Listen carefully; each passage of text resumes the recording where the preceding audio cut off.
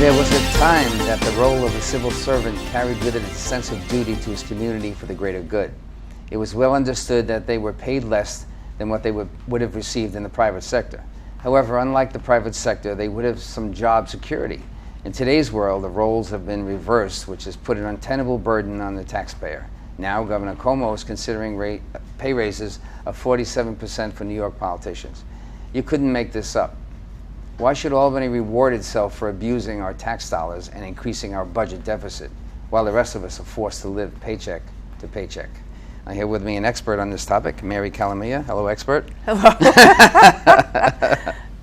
And so what's going on here? You had recently highlighted to me that this was going on, and thank you for letting me know. Yeah. So what's happening? I came across some literature that indicated that there's a commission, an independent commission that was created last year for the purpose of evaluating and making recommendations on legislator and judicial salaries at the state level, and that they were considering a 47% salary increase for Governor Cuomo, for all the legislators. For Did all you the ever wonder elected. why they got into that business? Yeah. It's not supposed to be a moneymaker. That's right. Yeah.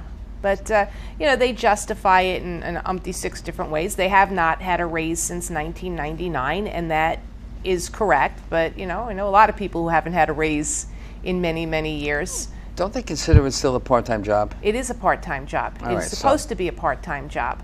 But interestingly enough, first of all, let me tell you a little bit about this commission. The commission consists of 7 members, 3 of whom were appointed by the governor, 1 appointed by the Assembly leader, Carl Heastie, and 1 appointed by the Senate leader, John Flanagan, and then 2 were appointed by the judiciary.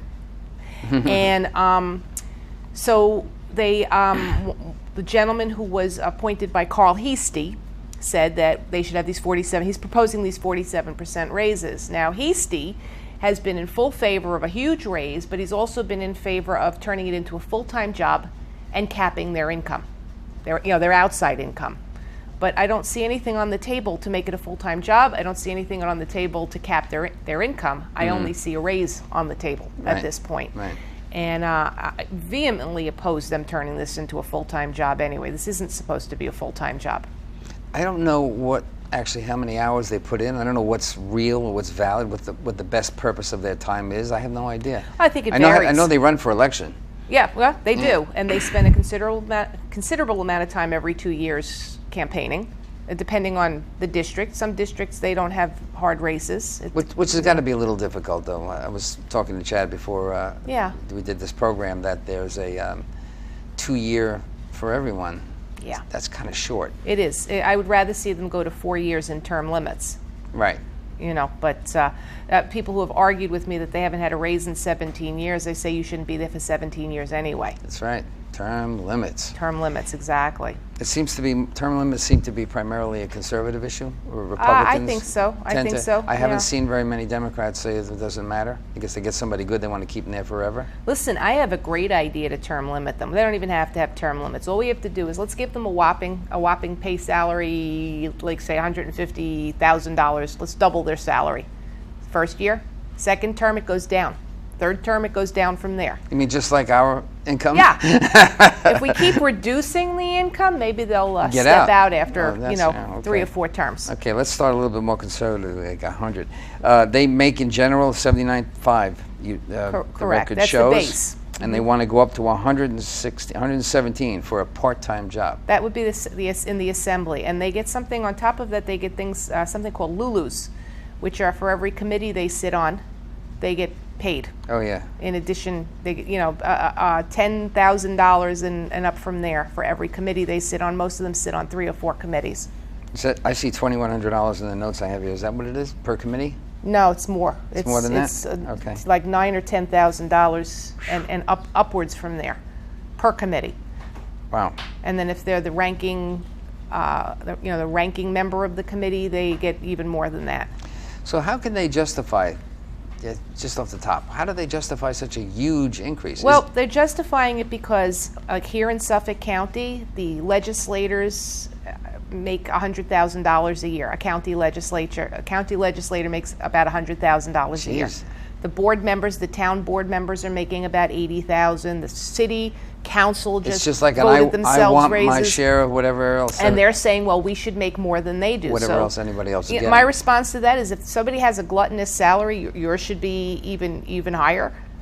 This is ridiculous. And what people don't realize also is, so let's say we give this raise. Let's just say, for the sake of argument, they get this raise.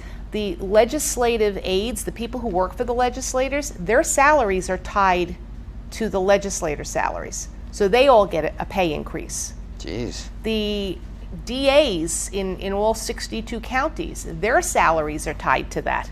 So they get a salary increase. So it's not just the legislators. I thought we were out of money. I thought they were having budget deficit issues. I thought that we were also close to going bankrupt as a city. New York is almost bankrupt. So how do they justify it? I mean, I can't come up with anything in my head. Well, then they say that they can't get good talent. So if we raise the salary, they can get better talent. So are you telling us that the people we have serving us now are not good? Better talent is possible. You know, it's a slap in the face of the taxpayers. I think that they may have they have an important job, but they may have some relative complaint that if they haven't received a raise since '99, is that what you said? Mm-hmm. Okay, that's a long time. We have state workers. But why 47%? We have state workers who have, well, they figure 3% a year for the last 17 years, or however they calculate it. But we have state workers who are who have lag salary. I think they have about 2 weeks of lag pay. Lag pay that they had to give back. In other words, they went like 2 weeks without a paycheck. Oh, okay. Okay, state workers. We have the court officers haven't had a contract in I don't know how many years. They haven't had a raise.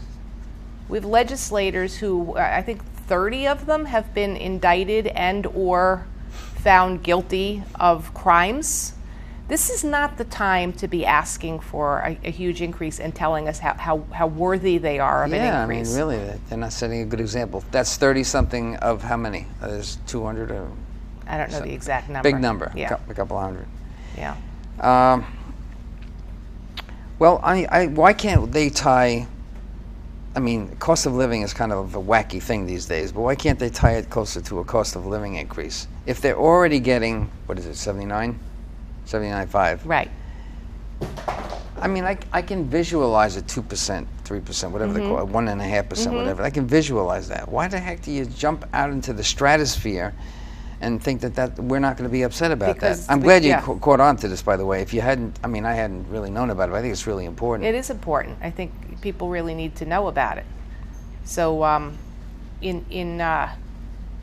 had a discussion with my sister, and she says to me, how do we let people know about this? How do we make them aware of it? So I started this online petition and sent that out on Facebook, and within 10 days we've got 11,000 signatures on I know this mine's petition. one of them. I signed it. Oh, good. Thank you. I appreciate that. And, you know, I was interviewed by the Albany Times-Union, and they said, well, exactly how many signatures do you think is a good number? And I said 1. Yeah. Just 1, because all I want to do is make one person aware that this is happening. And we've got 11,500 people who are fully aware and fully opposed to it, who are saying, no, this is not okay. You should see the comments that they're putting on there. Like, it's insane. If you want to do it, though, you really got to do it. So keep going. Don't keep drop going. the ball. We keep I mean, going. you're letting that add up on the fly. But what else can we do? Maybe the show will help. I'm hoping. Yeah. You just got to keep getting the word out. I don't think, in all the people I've discussed this with, all the people I've spoken to, I have not one person who has said to me, yeah, they really deserve this raise. Well, that's untrue, because I've gotten a couple of contacts from legislators and spouses of legislators who are saying yes. Surprise, surprise. Yeah, and you know, if there's anybody out there who really needs this raise, just give me your address and I'll drop a couple of bags of groceries off on your doorstep, okay? They're not hurting. None of them are hurting. Well, at a time when businesses in general are stagnating or downsizing or cutting back, or some of the small businesses are even closing the doors, it doesn't seem justifiable any which way I can think. I mean, I can't come up with anything that works. The only thing that would work for me is the 2% I was talking about. You know, the cost of living. New York State is ranked the lowest, the worst place to retire in. I think it's the second. Well, no, it was the first most expensive place to live in the country. It might have been second. I don't remember the exact rank, but we're pretty low. We've got people leaving here in droves. Businesses leaving in droves. This is not a time for anybody to be slapping the taxpayers in the face and saying, well, we deserve an extra $40,000 a year. How, if you didn't notice it, how would I have known? How would anybody else would have known? How? You wouldn't have, because the commission that makes this decision is not going out to make sure that the public's aware of it. They're not advertising public hearings and saying, oh, there's something we should have done. Well, why can't we create a public hearing for it? Well, there was a public hearing, but nobody knew about it because all they did was they put it on their own website. Yeah, they do that with legal reform. I've been a legal reformer for a long time. They announced they're going to have one at Pace College. They got several hundred people show up, and they let 6 people in, and 3 of them are not out there, and the people are just appointees. There are a couple of legal challenges. There are 2 lawsuits that I'm aware of. For what? This commission is there's a constitutional issue. So this commission, prior to it being a commission that determined legislative salaries, was a commission that only decided the judicial salaries. This then branched off and became judicial and legislative salaries, or executive salaries, legislative and judicial salaries. So they appoint another commission. So there are 2 lawsuits. The first lawsuit was the lawsuit challenging the judicial board. And the second lawsuit challenges now this new commission, which is the one that encompasses all of the salaries. So I don't know where they're at in the courts. They're probably just kind of sitting there right now, but they're it's waiting for this to get approved first, so that they can decide whether they want to have it. And here's the problem, see, because if the legislators turned around and said this is a constitutional issue, this commission is unconstitutional, then they have to go back and say that the minimum wage board that the governor appointed was also unconstitutional. There's a whole bunch of stuff going on. It's going to start a chain reaction. Yeah, there's a whole bunch of stuff going on in Albany. I can tell you right now what the result will be. What? It's not going to go anywhere. It's not going to go anywhere, exactly. That's terrible that you're saying that. I hate that you said that. But I said it too. But this is the problem. The problem is they don't care anymore. They're very blatant about everything they do because their attitude is, what are you going to do about it? Well, I certainly don't know. Well, the problem is if people don't start to speak back and speak out about these issues. Our hands are tied in this state. In California, they have a referendum. If something like this came up, they'd put a referendum up. Yeah, we don't have a referendum. We don't have a citizens referendum in New York State. I know that. Right. But we can do that. You know who? No, we can't do it with the state constitutions coming up next year. We can make that happen now. Yeah. Who are the people who make the decisions about any constitutional changes? Well, they blocked it down last time. I'm not sure they're going to be able to block it down this time. But they're all appointed by the legislators. Yes, that's how it was back then. I know, but We the People are working on that group called We the People. Well, and I hope that they break through something. Yeah, because that's what I'm saying. The people who determine if we have a referendum are the people who don't want us to have a referendum. Yeah, right. There's we too don't many have people on the citizens committee. referendum. We don't have recall in the state of New York. We don't have a whole lot of recourse except at the polls.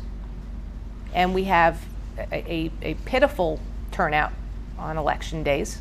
Right. It's a real problem. I do hope that constitutional convention next year they open up. They can open up the Constitution. They're deciding. They have to have a constitutional. They have to have a convention first to decide. But the delegates would be appointees. Who appoints them? Well, that's the whole thing inside this Bob. I don't know if you know Bob. What's his last name? All of a sudden, I forgot it.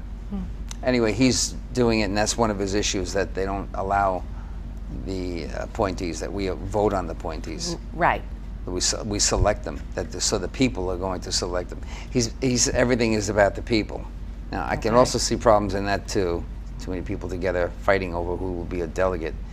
Did you see the Cato Institute just released the freedom levels? They give a freedom score to every state.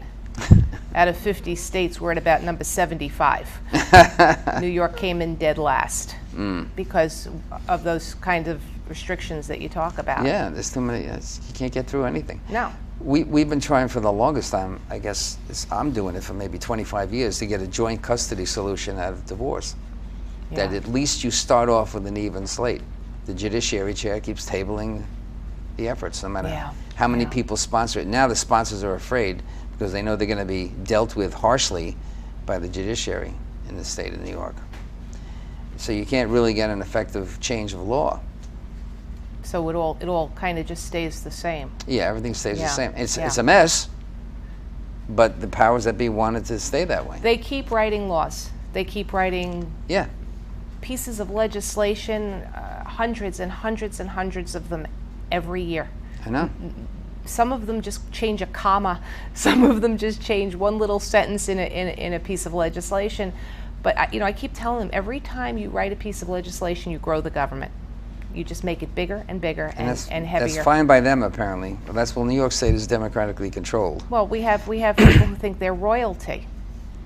Yeah, the chair of the judiciary is in place for 30-something years. There was an incident. I mean, it took place in New Hampshire, which is supposed to be one of the freer, right? Live free or die. A school board meeting. I know that's kind of a departure from what we were talking about, but there was a school board meeting where a gentleman exceeded his 2 minutes. They give you 2 minutes to speak at a public hearing, or 3 minutes, depending. Right. Yeah. This particular body was a 2 minute speech. Sure. And he exceeded his 2 minutes, and they took him out in handcuffs for exceeding the 2 minute mark because he was disrupting a public meeting. Doesn't even seem possible that you can do that. Yeah, well, What a they shame. did it. It's on video. We're reaching this point where these elected officials are they consider themselves untouchable and royalty. There's a USA. Where did they see this? From Mary R. A large segment of the New York population is finding it difficult to put food on the table or a roof over their families' heads, and these politicians are looking for, on this issue, 47% raise on a part-time job. This is ridiculous, especially since many have found to be corrupt and lacking integrity. This makes it even harder to get through.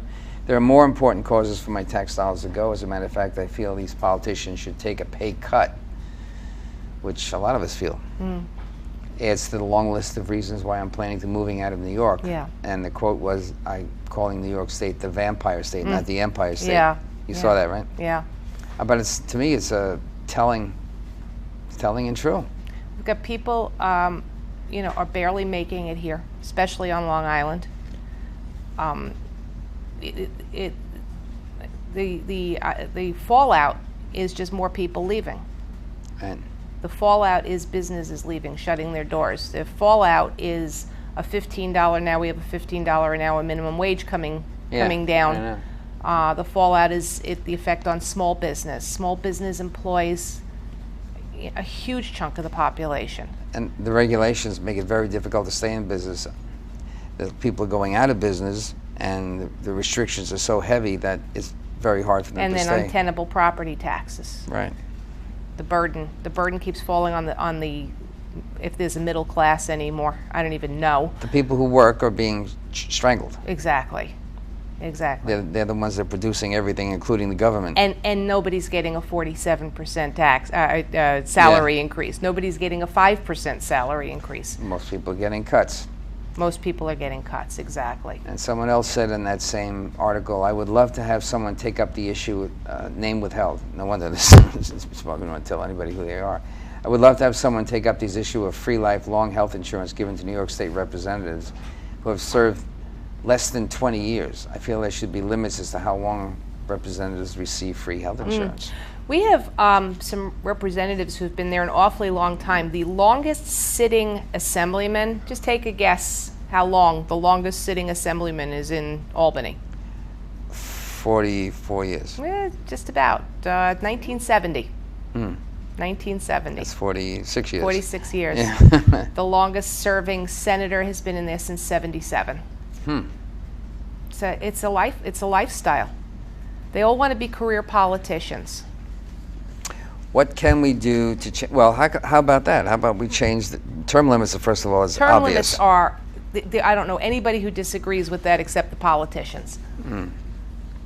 Everybody wants to see them term limited. We want to see them term limited in Congress as well. I don't know of any business, or I don't know a lot of things about groups that stay in power for any length of time, but absolute power corrupts absolutely. Absolutely, And exactly. these people tend to take advantage and abuse the power further with more longevity in the same position. They move from position to position. they flip-flop. We have in the city, there's a assemblyman who I believe was terming out as a council person. So now his wife is the council person, and he is an assemblyman. I thought I saw that. Yeah. Say that again? Who was leaving where? Well, they had term limits on the city council. Oh, in the city council. Apparently. Oh, yeah. And so he maxed out on his terms as a city councilman, so he became an assemblyman, and his wife ran in his position and took his council seat. Nifty, right? Most of the people who represent New York City, quite frankly, wouldn't get a $40,000 a year job with the level of education some of them have. They're barely qualified to work at Walmart, but somehow they managed to get a seat in Albany. I think it's probably easier to be a politician than it is a lot of other things. I mean, some people just have that talent for.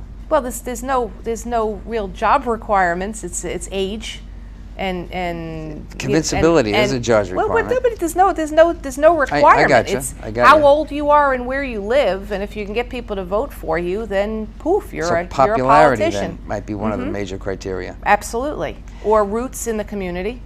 Certainly. Yeah, that's got to help. All right, we're finished with our notes. Is there anything you want to add to about in terms of a plan or something that you can? I need as many signatures as I can get on this petition. Okay, so where do we go for that? Okay, so I have a Facebook page called Say No to 47, and there's one post on there. There's only one post on there. It's the link to the petition. That's it, okay. And all you have to do is click on it, fill out the little form, and poof, you've signed. And we need as many signatures as possible. I want to, after Labor Day, I want to start hammering the legislators and the people who make these decisions, make them aware. They're meeting September 13th on this issue, but they're not required to make a recommendation until a week after Election Day. Can we establish a recommendation platform in this? Could we say or suggest the amount be 2%, 3%? Let them grab that. Make a suggestion, absolutely. I mean, if you're going to do it, you might as well do it right. I just think that the time for public input, the time where they would welcome public input, the door is closed on that. I don't know how much they're going to listen, but that doesn't mean I won't beat on the door and try anyway. Okay, so it's Say No to 47. Say No to 47 on Facebook. Facebook page. And Mary Calamia will ask you to sign that petition. Thank you very much, Mary. Thank you. Okay.